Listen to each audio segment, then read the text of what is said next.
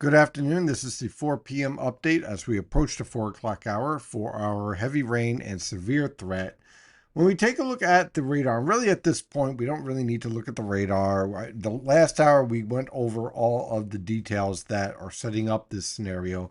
Plenty of instability, a ton of moisture. When you have precipitable water values pushing over 2 inches, that means there's a lot of moisture in the atmosphere to lift and to squeeze out. So we know that there's potential here for not only severe thunderstorms, but for heavy rain. So how is this scenario going to play out based on what we're seeing with the observations? Well, this is the zoomed out radar here. You can see our cold front is slowly approaching, but notice you have this stationary area right here.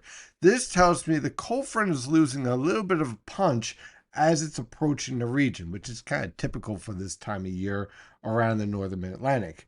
Ahead of that, the leading line here is featuring a lot of severe thunderstorms. So the leading line's tapping into all the instability in the atmosphere. But behind that, you're seeing a lot of signals here of flash flood warnings. So behind the severe thunderstorms is some very heavy rainfall. Now, the mesoscale models that you might be looking at, the HRR, whatever, NAM, they're going to have a difficult time handling this. So this is why you want to look at the current observations, you want to look at the radar and kind of break down the overall theme here. And the overall theme that we're starting to see is a focus on the I-95 corridor from New York City, actually really central Long Island, back through New York City, off towards Trenton, down through Philadelphia. So I-95 corridor. And with this setup here, you're starting to see more and more thunderstorms starting to set up. Now, not every one of these thunderstorms is going to be severe. We are seeing some signs of some severe thunderstorms. Luckily, no signs of tornadoes so far. But we're seeing a lot of support for heavy rainfall. And this is my primary concern, is that the heavy rainfall here is going to lead to a lot of flash flooding. And with all this deep moisture in the atmosphere, you can easily support the potential for rainfall amounts over 2 inches.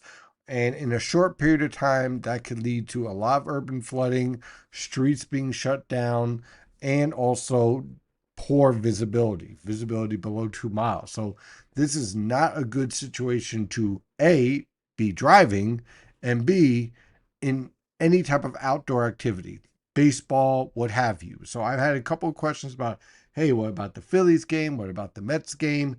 The way I see it, when I see a radar like this, I stay home. If they try to play through it, wait till 9 p.m. and try to play the game, that's on them.